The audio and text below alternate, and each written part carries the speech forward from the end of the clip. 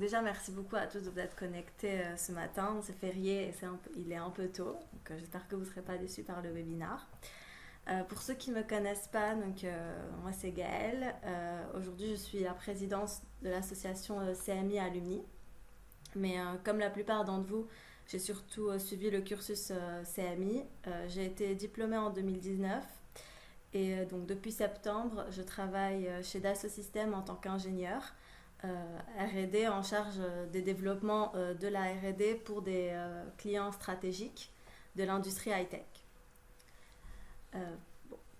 Personnellement, mes parents, ils sont tous les deux coachs sportifs, donc on n'a pas d'ingénieur dans la famille.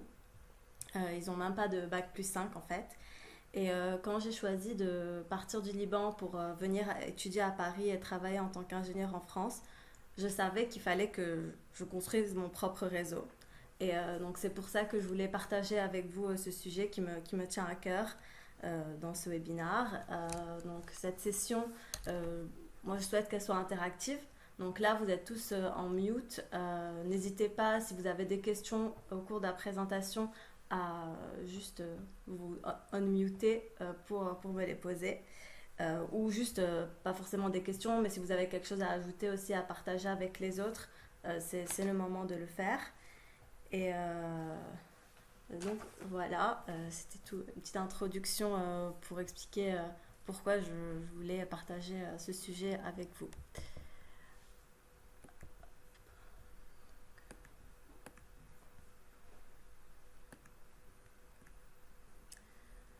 Donc voilà, je pense que vous voyez tous là mon écran, normalement.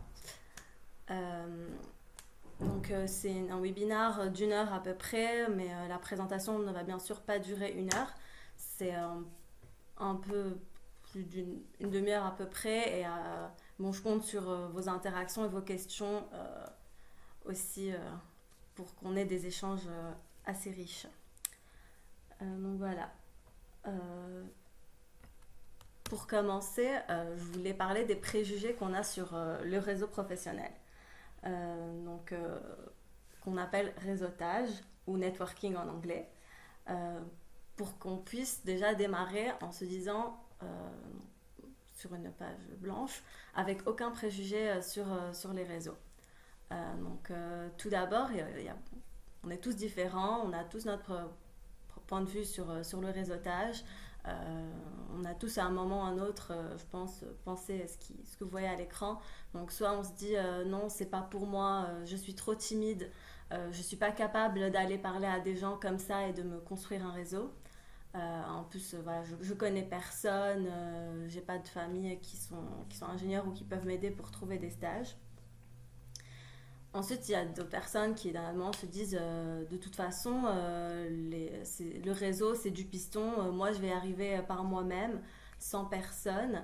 Et en plus, vu que nous, on a fait un parcours universitaire, on n'a pas besoin d'avoir de réseau, ou même les entreprises ne sont pas intéressées par nous parce que on n'est pas polytechnicien ou on ne vient pas de HEC et autres grandes écoles.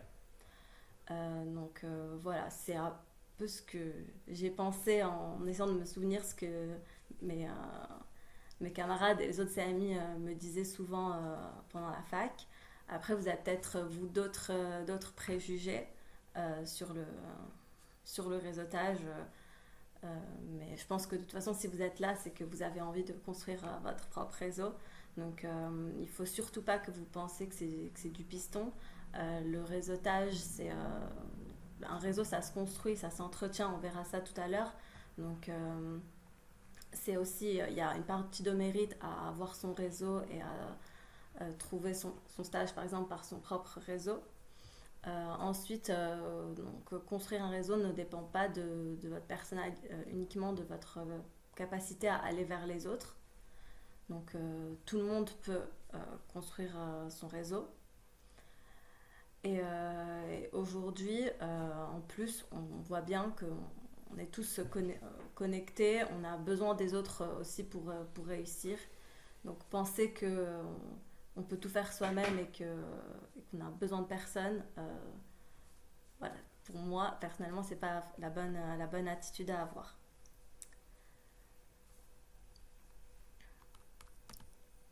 Donc, d'abord, c'est quoi un réseau? Parce que bon, donc j'ai dit, oui, tout le monde peut avoir un réseau. C'est pas compliqué, ça dépend pas de la personnalité. Le réseau, c'est composé de vraiment toutes les personnes que vous avez rencontrées dans votre vie, que ce soit dans un cadre personnel ou professionnel. Donc ça, c'est vraiment important. Euh, Aujourd'hui, vous ne pouvez pas penser qu'il y a une personne que vous allez rencontrer qui, en guillemets, vous sert à rien.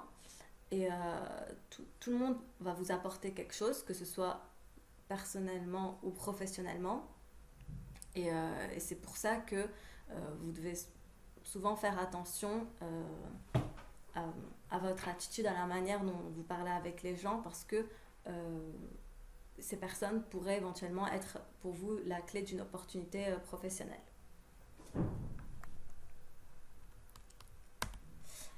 Ensuite, donc voilà, on a dit que le réseau, c'est partout, personnel, professionnel. Donc, où est-ce qu'on peut construire son réseau aujourd'hui? Euh, donc, votre réseau, c'est vos amis. Donc, quand vous sortez avec vos amis au bar, sur les quais, dans un restaurant, ils font partie de votre réseau professionnel aussi. Donc, même s'ils n'ont pas fait le même parcours que vous, euh, ils peuvent peut-être travailler dans une entreprise qui vous intéresse, etc. Donc, voilà, ils font partie de votre réseau. En plus, via vos amis, vous rencontrez aussi d'autres personnes. Donc, c'est aussi un moyen, la vie sociale, d'agrandir son réseau. Le réseau, c'est aussi les personnes que vous avez rencontrées pendant vos études. Les autres amis de votre classe, les autres étudiants qui étaient avec vous en TP, en projet, euh, vos enseignants aussi. Donc, j'ai vu que Charlotte était connectée, elle saura me le dire mieux que moi, mais pour les personnes qui sont intéressées pour faire des thèses, vous verrez bien aussi plus tard quand vous allez candidater que vos enseignants connaissent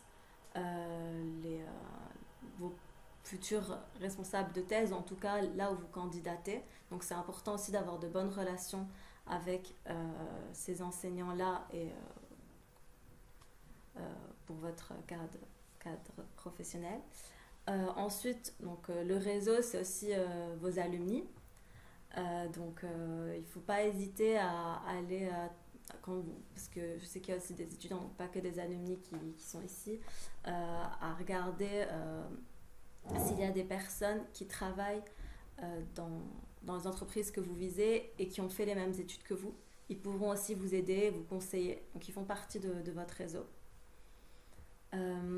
En entreprise aussi. Donc, aujourd'hui, on travaille en CDI, donc là, je partage mon expérience. Vous allez rencontrer plein de collègues, des collègues avec qui vous travaillez directement sur un projet. Mais aussi, il y a d'autres personnes que vous allez croiser dans les couloirs. Et peut-être qu'aujourd'hui, vous n'êtes pas amené à travailler avec eux, mais qui sait, dans 1 an, 2 ans, ils seront peut-être sur un projet qui vous intéresse. Donc, c'est aussi bien tout le temps d'élargir son cercle. euh, Rien qu'en souriant ou disant bonjour, ça permet d'établir un premier contact avec ces personnes-là. Ensuite, donc, un autre endroit où construire son réseau, donc c'est dans des événements. Typiquement des after-work, des événements organisés par les associations, des conférences, euh, des événements aussi organisés par l'entreprise quand vous êtes alumni ou par votre laboratoire de recherche. Donc, voilà, vous êtes peut-être fatigué de votre journée, vous avez envie de rentrer chez vous, mais c'est important de rester aussi euh, dans l'entreprise pour pouvoir s'intégrer, rencontrer des gens et finalement vous y sentirez mieux aussi. Donc je voulais aussi parler donc surtout des conférences, donc je l'ai mentionné il y a 1 minute, mais quand vous allez assister à une conférence ou que vous participez à un forum entreprise, n'hésitez pas vraiment à la fin aller parler avec les intervenants, échanger les cartes de visite ou les ajouter sur LinkedIn et autres, parce que voilà, c'est aussi un moyen pour vous d'élargir, de construire votre réseau. Ensuite, donc, tout à l'heure, j'ai parlé du personnel. Quand vous allez faire du sport, c'est aussi un réseau. Donc, il y avait un étudiant dans ma classe en L1 qui a eu son stage de L1 grâce à quelqu'un qui connaissait dans la salle de sport. Donc, vraiment, comme quoi on peut construire son réseau partout. Euh, et les voisins aussi. Vous avez des voisins qui sont peut-être ingénieurs, qui peuvent vous aider à trouver un stage, vous conseiller pour améliorer votre CV. Donc c'est aussi un exemple concret qui est arrivé dans ma classe en L1. Donc comme quoi, c'est vraiment vrai que vous pouvez avoir votre réseau partout. Donc en dernier, sur les réseaux sociaux. Donc tout à l'heure, je vais parler de LinkedIn en détail dans le deuxième webinaire qui aura lieu cet après-midi. Effectivement, dès que vous rencontrez des gens, aujourd'hui, on les ajoute sur les réseaux sociaux professionnels, si c'est dans le cadre professionnel ou personnel. Si c'est juste vos amis que vous voulez les avoir sur Snapchat, Instagram, voilà, Twitter. Mais là, donc, ce qui est important à noter, c'est que tout ce que vous mettez aujourd'hui sur Internet fait partie de votre identité professionnelle. Et donc, c'est pour ça qu'il faut que vous fassiez attention à ce que vous y mettiez et que vous appreniez aussi à le tourner en votre avantage pour augmenter vos chances d'avoir de bonnes opportunités plus tard et d'avoir un bon réseau. Mais ça, c'est le sujet de cet après-midi, donc je ne vais pas trop spoiler.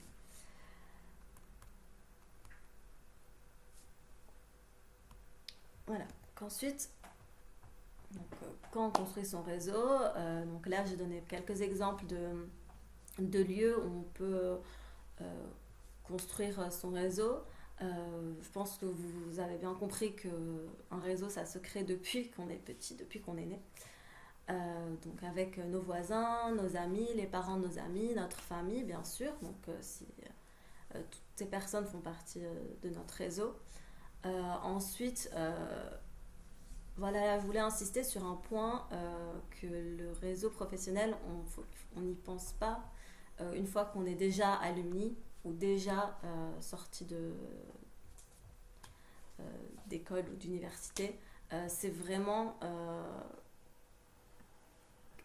quelque chose qui se construit tout le long de son parcours. Voilà, que ce soit par vos binômes de TP, les étudiants de votre promotion, les associations aussi. Donc ça, c'est un point super important. Donc quand vous faites partie d'une association, vous êtes aussi avec des étudiants qui ont potentiellement d'autres parcours que vous, d'autres spécialités. Ils font aussi partie de votre réseau professionnel. Vous ne devez pas vous limiter qu'aux personnes qui font du génie civil si vous voulez devenir génie civil, ingénieur bâtiment ou des informaticiens si c'est ce que vous avez envie de faire plus tard. Donc voilà, mélanger les spécialités. Aussi, quand vous faites partie d'une association, vous organisez plein d'événements, donc vous êtes aussi en contact avec des professionnels. Pour donner des exemples un peu plus concrets, quand on a organisé les congrès, les premiers congrès CMI France, ou donc un événement avec des entreprises et des alumni qu'on avait appelé Raisonne, j'avais rencontré des professionnels qui faisaient des interventions pour du leadership, à qui j'avais demandé de faire une session. Par exemple, on est toujours en contact. L'intervenant a écrit un livre qu'il m'a envoyé sur le leadership. Et voilà, donc ça permet aussi de construire des échanges et de pouvoir demander des conseils.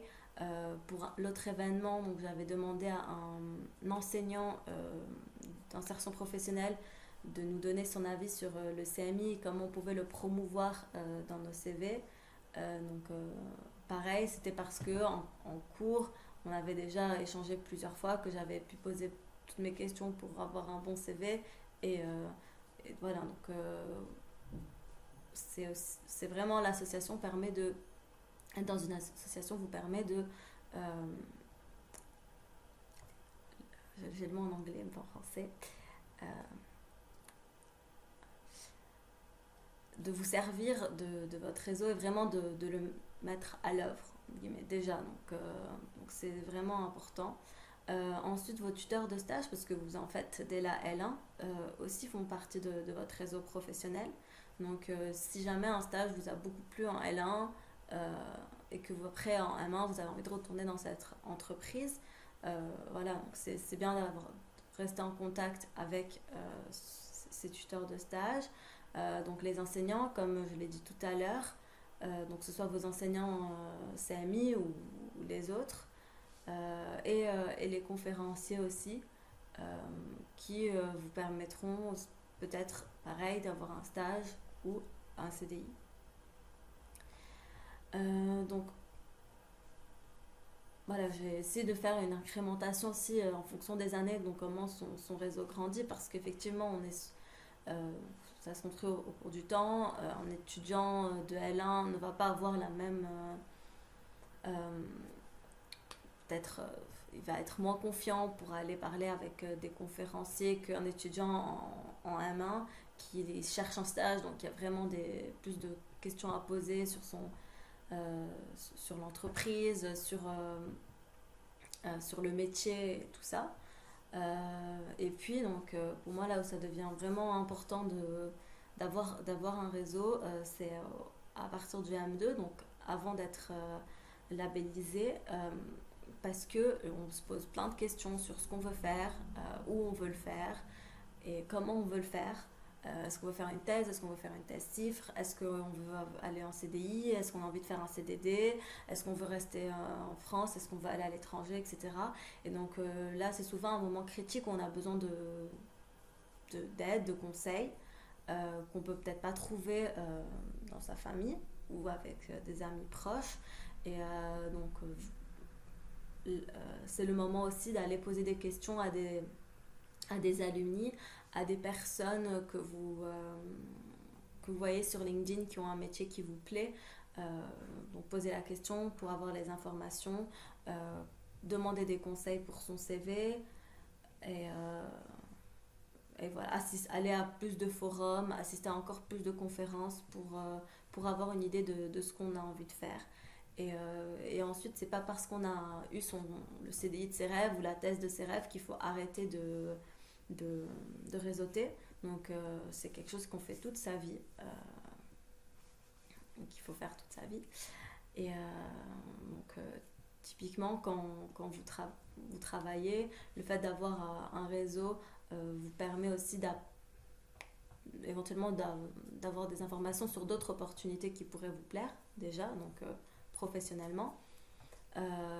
Ensuite, ça vous donne plus de visibilité aussi. Donc, si vous allez publier des articles pour votre thèse, voilà, vous avez un compte LinkedIn actif, il y a pas mal de chercheurs dessus qui peuvent les voir. Et même au sein de votre entreprise, ça vous donne plus de visibilité.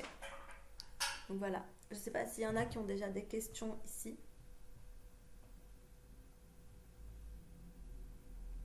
Non? Ok, je continue.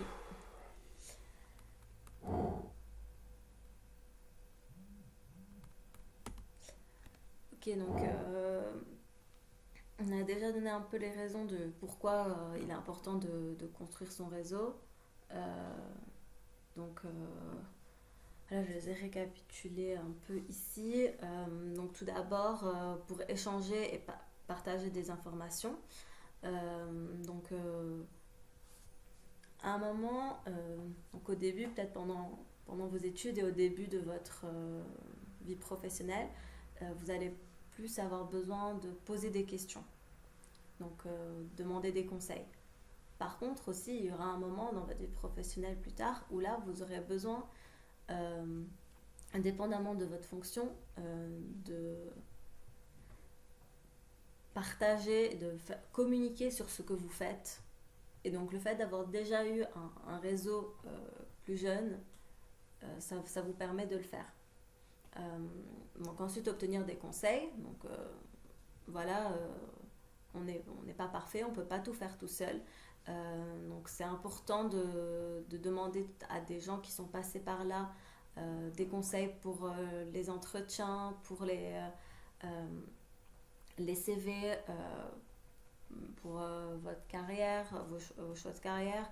Je sais que par exemple, moi personnellement, dans mon travail, euh, souvent j'ai des doutes euh, bon, je ne vais pas tout le temps aller forcément vers mon manager pour lui poser des questions parce que ça pourrait impacter mon travail. Et là, ça fait du bien d'avoir d'autres collègues qui sont dans d'autres départements à qui je peux aussi poser des questions pour avoir leur avis là-dessus.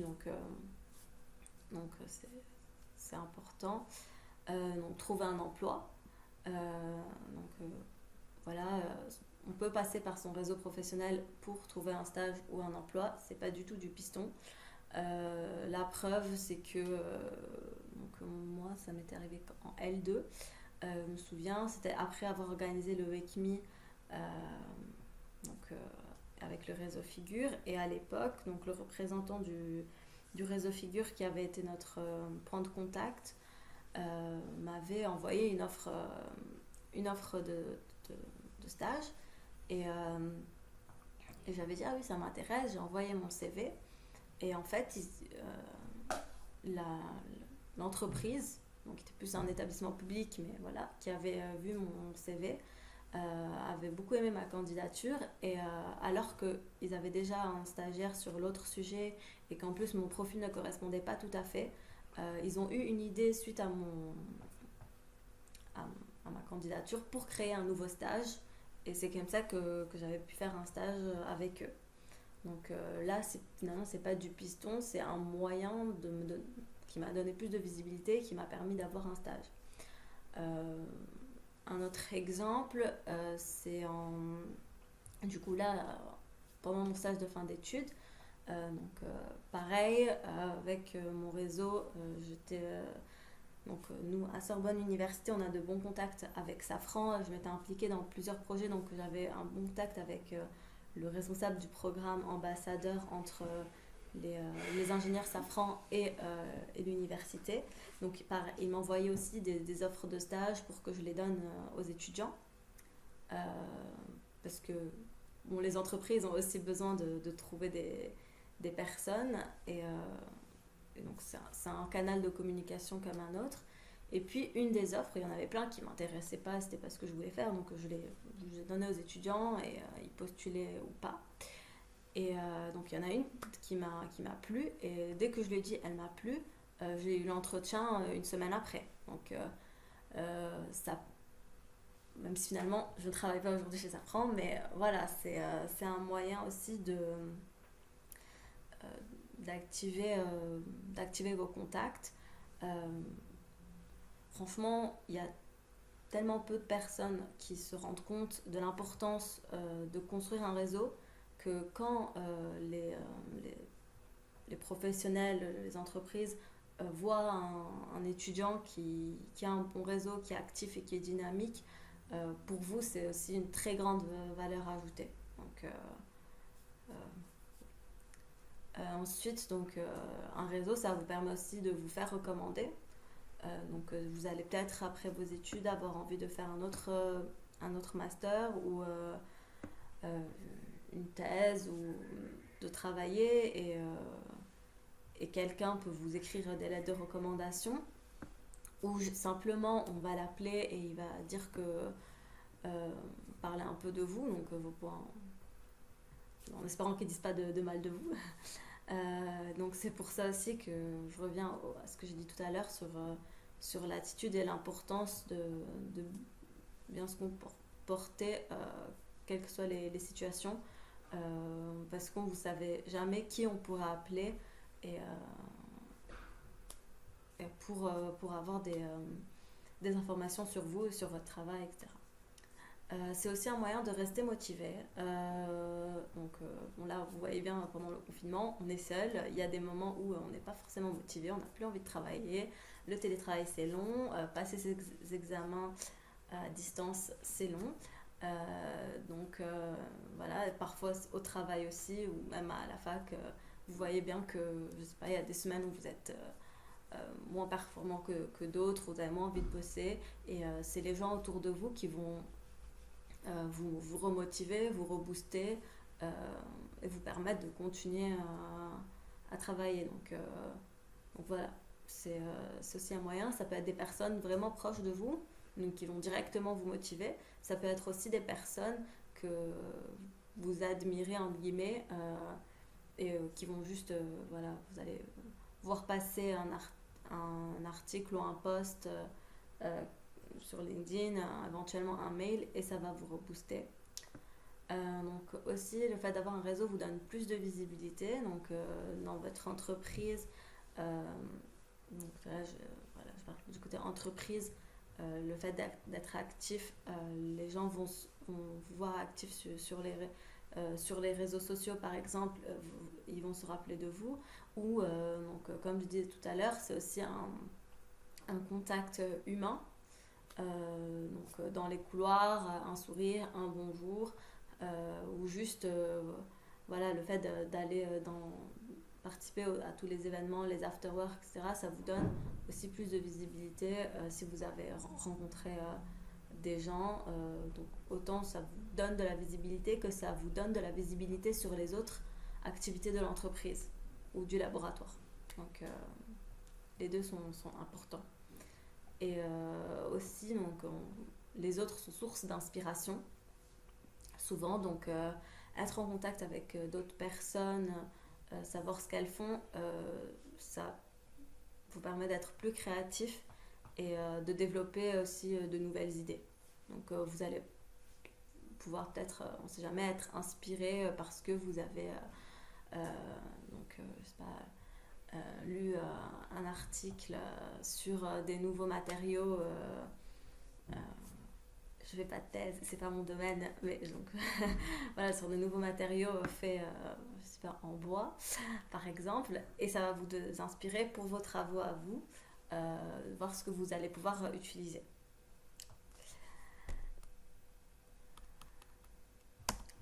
Voilà, une fois qu'on a construit son réseau, il ne faut pas penser que ok c'est bon, j'ai dit bonjour à un collègue ce matin, où ça se passait très bien à la fac avec mes enseignants.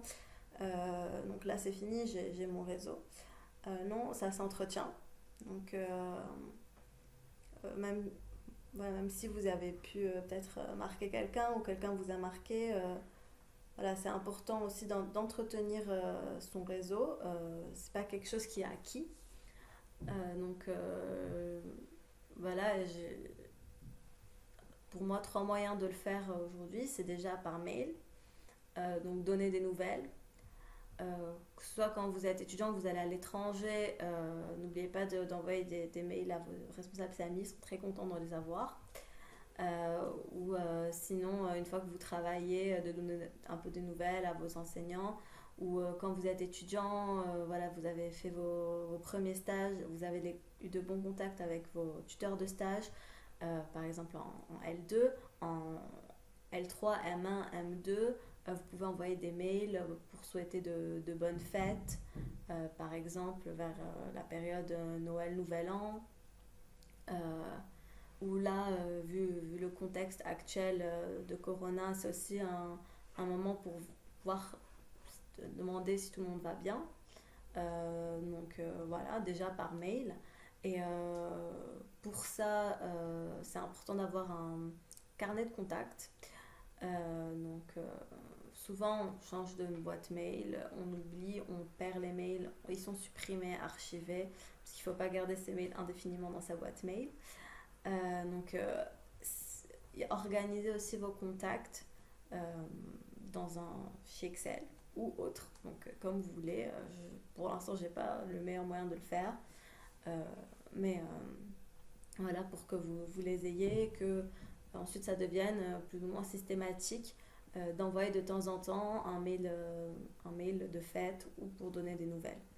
Donc au moins un par an. Après, ça dépend de la place de cette personne dans votre réseau, de sa proximité par rapport à vous. Ensuite, donc, pareil, en participant à des événements, que ce soit les événements, par exemple des associations, quand vous savez qu'il y a une association par exemple de cursus qui fait plusieurs événements, y aller vous permet d'avoir de meilleures relations avec les personnes de votre cursus. Une association qui d'informatique par exemple, là c'est un moyen pour vous de, de rencontrer aussi des gens qui ont envie de faire le même domaine de vous, que vous, qui suivent pas forcément le même cursus, qui ont peut-être 1 an ou 2 ans de plus. Parfois votre université aussi peut organiser des événements. Donc en tant qu'alumni, l'université en organise, donc c'est aussi un bon moment pour retourner, pour avoir des nouvelles, donner des nouvelles, rencontrer d'autres alumni, revoir des personnes que vous n'avez pas vues depuis longtemps. Euh, voilà, l'événementiel aussi, c'est important, tout n'est pas virtuel. Et donc bien sûr, ensuite, sur les réseaux sociaux, euh, donc, en ajoutant en ami sur votre réseau professionnel les personnes que vous rencontrez. Donc, par exemple, publiant ce que vous avez pu créer ou ce sur quoi vous travaillez, les autres personnes de votre réseau vont les regarder.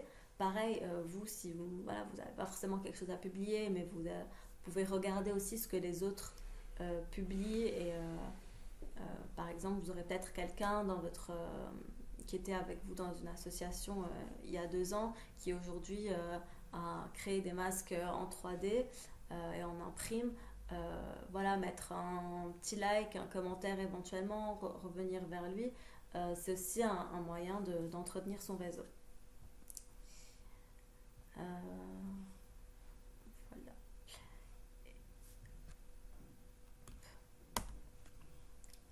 Donc les bonnes pratiques,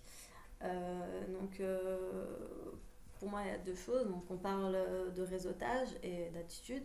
Donc déjà par rapport au réseau, le fait de, comme je l'ai dit tout à l'heure, avoir un réseau organisé selon la proximité ou en plusieurs familles, donc les alumni, les, euh, les CMI, par exemple mécaniques, ceux qui sont par exemple fans d'environnement et quand vous savez que vous avez des questions parce que vous avez envie de changer vos habitudes et voilà,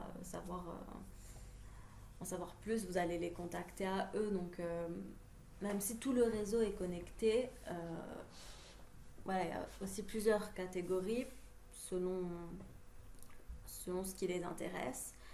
Et donc c'est important aussi de ne pas tout mélanger et de cibler votre réseau. Deuxième bonne pratique qui paraît évidente, mais voilà, c'est d'être à jour sur ses profils en ligne, personnels et professionnels, de faire attention, de préparer aussi votre pitch sur les réseaux. Donc voilà, là j'ai oublié de mettre le nombre maximum de mots sur LinkedIn. Pareil, typiquement sur les réseaux, quand vous allez contacter quelqu'un pour avoir des informations sur un stage ou demander des conseils sur votre CV ou voilà, juste poser des questions sur le métier. On sera peut-être quelqu'un que vous avez rencontré, là je donnais l'exemple LinkedIn, mais donc vous avez un nombre limite de mots. Et il faut vraiment préparer votre pitch, ce que vous allez dire à la personne, que ce soit court, concis et clair, et personnel aussi. Donc ça c'est important. Ça peut être sur LinkedIn, ça peut être aussi, comme je disais tout à l'heure, vous allez rencontrer quelqu'un à la salle de sport et vous allez, je sais pas, à un moment discuter un peu, qu'est-ce que vous faites, etc. Il va vous dire, je sais pas moi, je suis ingénieur chez EDF et je travaille sur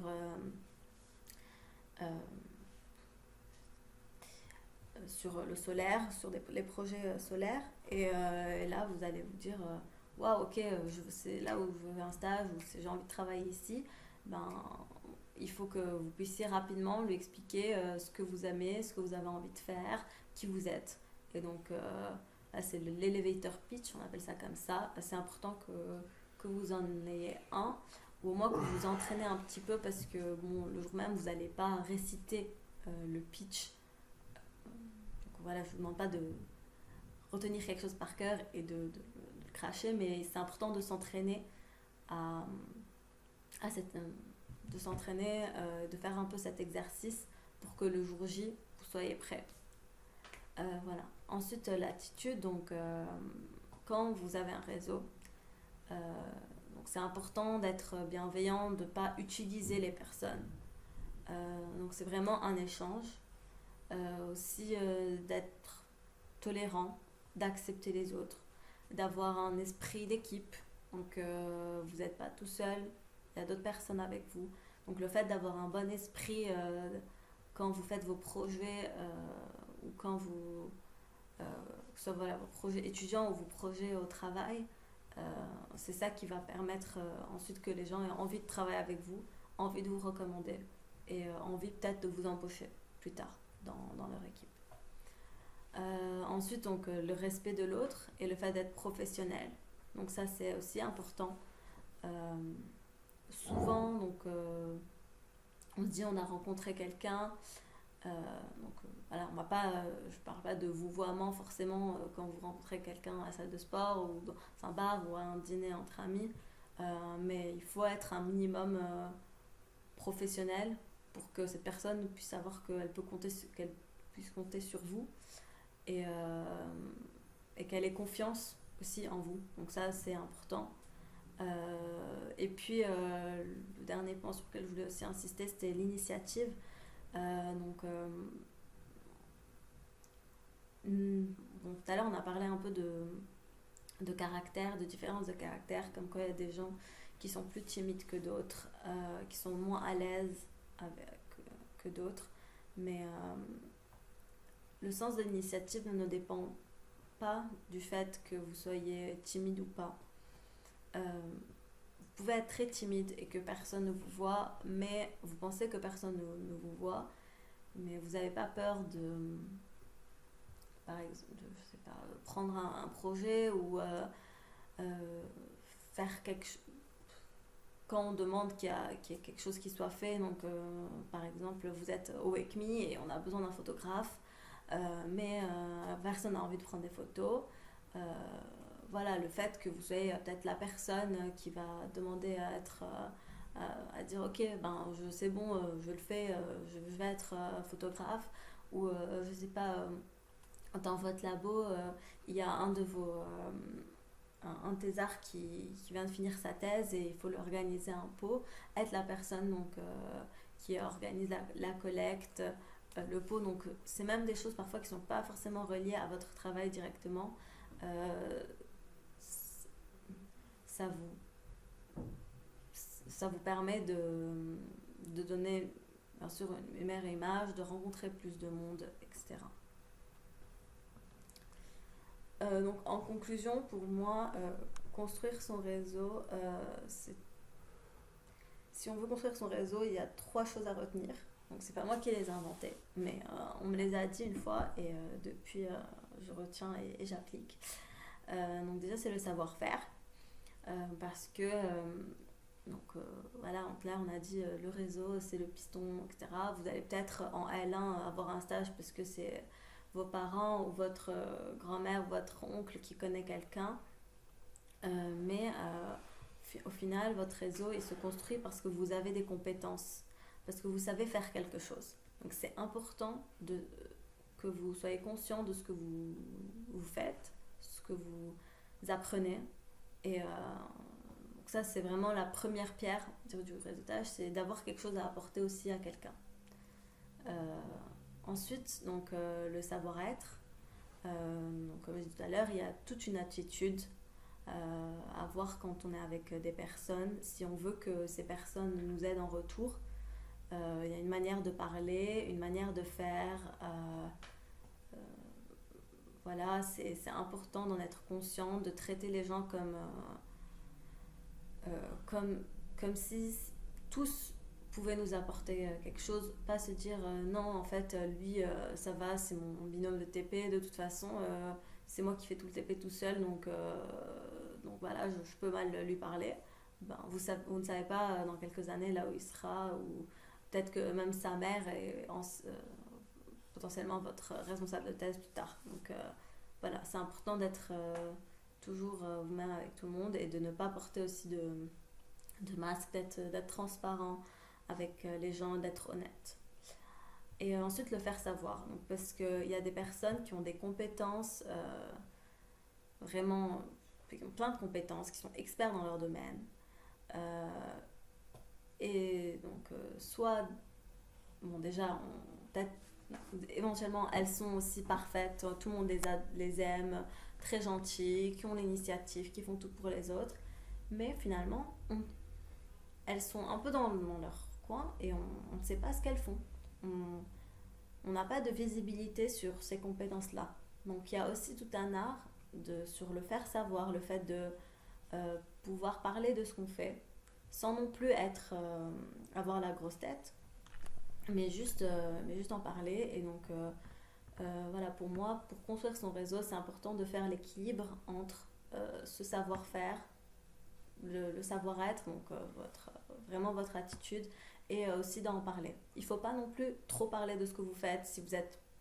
Parce que, voilà, si vous ne faites pas grand-chose à côté, donc c'est vraiment pour moi un équilibre entre ces trois points qui est important. Et si j'ai un conseil à vous donner aujourd'hui, c'est ça. Donc voilà. Est-ce que vous avez des questions? Donc moi c'était tout ce que j'avais à dire. Donc c'est quand même 42 minutes. Là, est-ce que vous avez des questions sur la manière de construire son réseau? Est-ce que voilà, qu'est-ce que vous pensez? Vous avez des réseaux, vous n'en avez pas, vous aimeriez en avoir? Je vous donne la parole.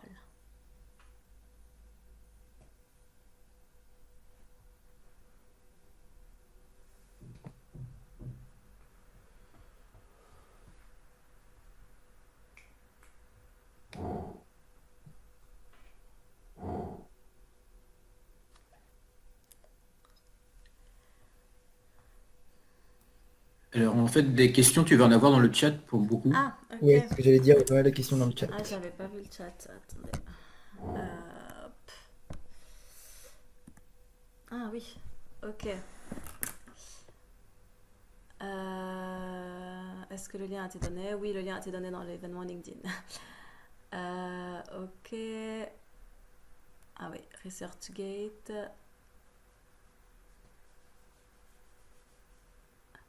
Ok, donc Massianine, ta question sur le fait d'envoyer un mail sur sa vie perso, ton tuteur de stage.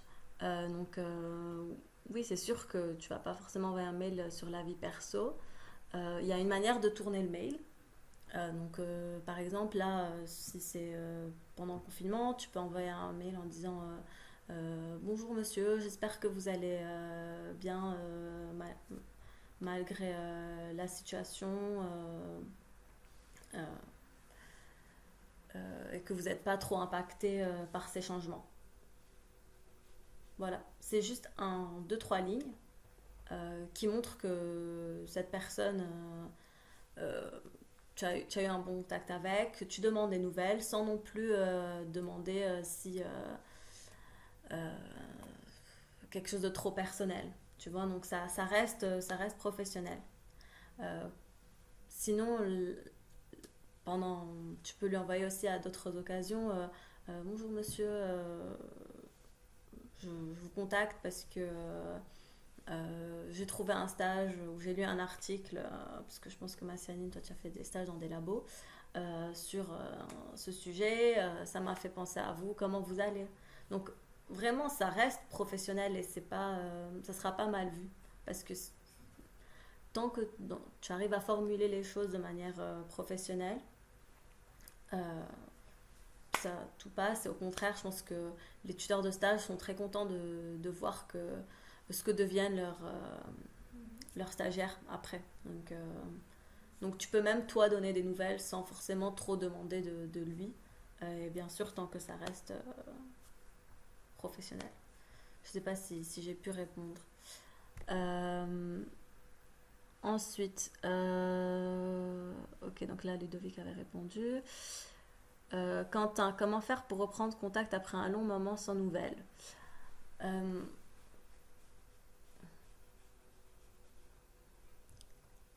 donc, pour mon- c'est vrai que ça peut bloquer un peu parfois, même avec vos amis, votre famille. Si ça fait 2, 3 mois que vous ne les avez pas appelés, ou un an parfois même, 2 ans, ça arrive sans trop de nouvelles, on se dit mais comment est-ce qu'on va reparler à cette personne? Donc c'est toujours un sujet assez sensible et ça dépend de toi, de ta relation avec lui. Mais je dirais la même chose que j'ai dit à Massaline tout à l'heure. Donc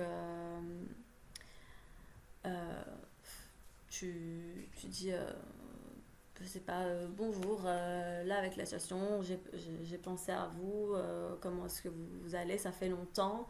Depuis la dernière fois, je sais pas, j'ai fait 3 pièces de théâtre, une tournée à Strasbourg. Et voilà, et là je fais un stage où je suis en train de finir mes études. Merci encore pour les conseils que vous avez pu me donner, par exemple lors de mon stage. Ils m'ont été très utiles. Voilà, donc vraiment c'est simple. C'est sûr que ça fait peur et moi aussi ça me fait peur. Donc parfois de reprendre contact après longtemps.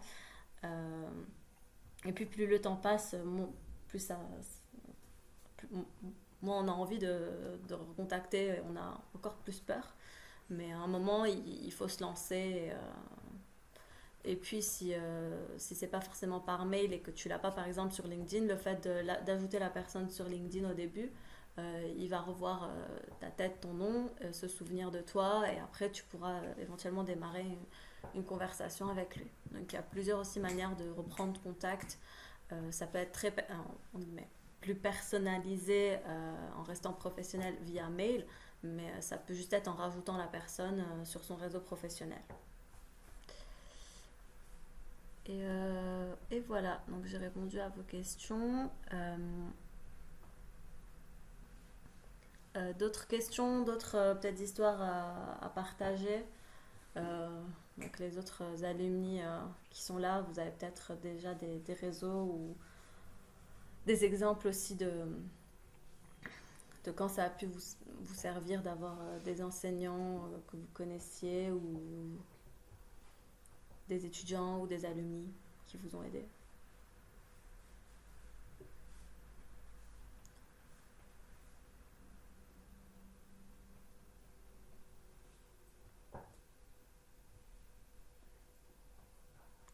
Alors, personnellement, donc je suis alumni maintenant.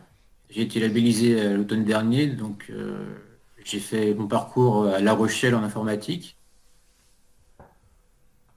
Et est-ce que j'ai pu côtoyer, donc à La Rochelle maintenant on a un enseignant-chercheur encadrant tout au long de nos parcours. Donc moi, durant ma promotion, on a été les derniers à ne pas en avoir, mais officiellement, l'encadrant était celui qui nous faisait finalement l'encadrement de l'initiation à la recherche en L2. D'accord. L'occasion de le retrouver en cours par la suite, mais également lors de mes stages. Il était toujours dans les propositions de stage encadrant ou dans les équipes des personnes qui encadraient pour les stages en laboratoire. Et donc, je l'ai côtoyé comme ça pendant 4 ans au final. D'accord. Ouais. Et c'est vrai qu'il se bat pour ses étudiants, pas seulement pour moi, pas seulement pour les étudiants en CMI, mais il se bat vraiment pour ses étudiants, ceux qu'il encadre, et il est vraiment de très bons conseils systématiquement. Et s'il sait ce que l'on veut faire, il va toujours nous trouver une porte, des contacts avec qui échanger. Ouais. Vous allez souvent en tout cas pouvoir trouver des mentors aussi dans votre réseau. Donc des personnes qui vont vous prendre un peu sous leur aile et, et vous donner plein de conseils aussi. Donc ça peut être rassurant et utile pour des personnes qui n'étaient pas du tout dans l'ingénierie ou n'ont pas aussi de la famille qui y sont. Donc voilà. Euh, J'espère que ça vous a plu, que ça vous a été utile. Euh,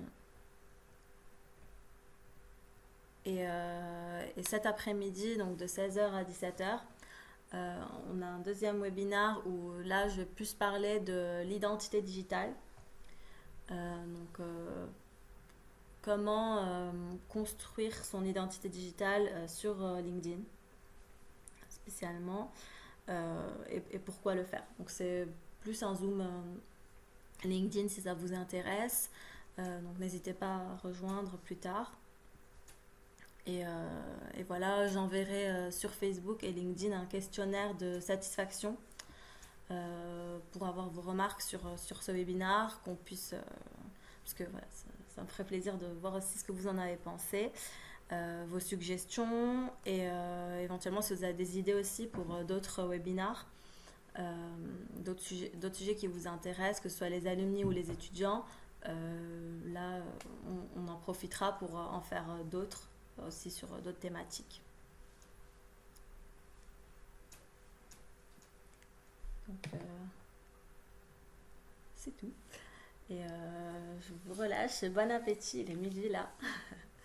Et j'espère que vous allez tous bien. Donc j'en ai reconnu quelques-uns que je connaissais qui étaient déjà venus, qui font partie de mon réseau du coup.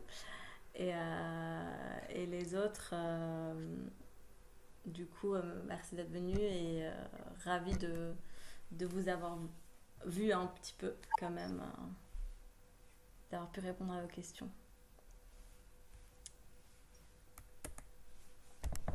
Bonne journée, à plus tard pour ceux qui rejoindront du coup à 16h. Et bonne journée à tout le monde, bon appétit.